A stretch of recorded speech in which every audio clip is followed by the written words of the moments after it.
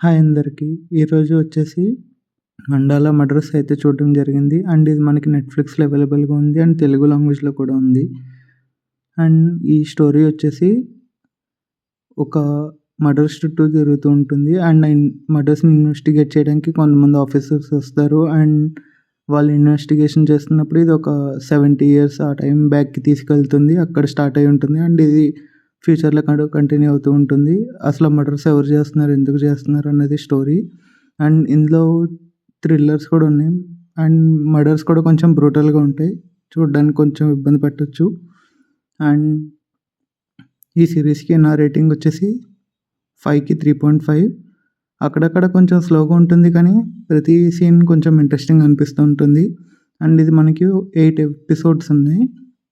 Each episode around nearly 40 minutes అలా ఉంటుంది.